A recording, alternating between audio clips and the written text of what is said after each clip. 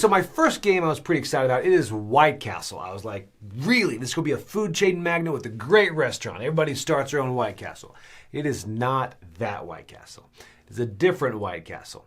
Now, this one, when you read the description about it, I thought, oh, it's going to be a very, very heavy Euro, so I wasn't sure when I was going to be in the mood for this. But here's part of the description about it. Gardens tend the pond where the koi carp live, warriors stand guard on the walls, and courtiers crowd the gates, pining for an audience that brings them closer to the innermost circles of the court. When night falls, the lanterns are lit, and the workers return to their clan.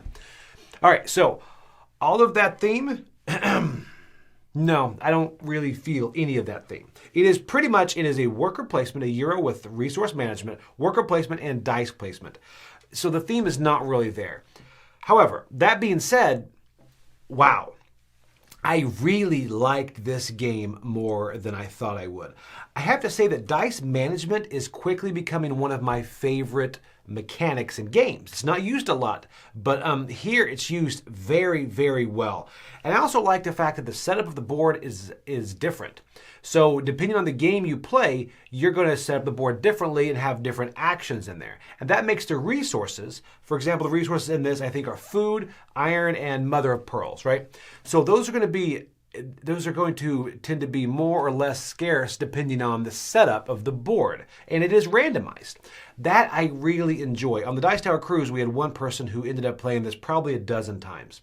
And you can do that because every game tends to be differently. And not only because of the dice rolls. The way the dice rolls, it's you take it and you're going to put them on the bridge.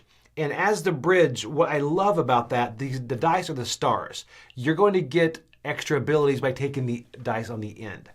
See, all of those decisions really are what make this game.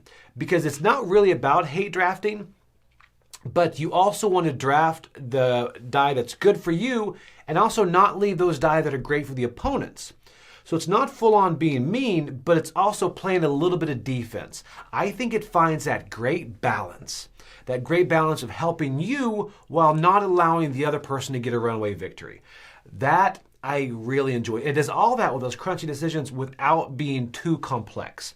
So this is a game I can see myself going back to. Now, of course, there's luck. There's die rolls in it. So, of course, there's going to be luck.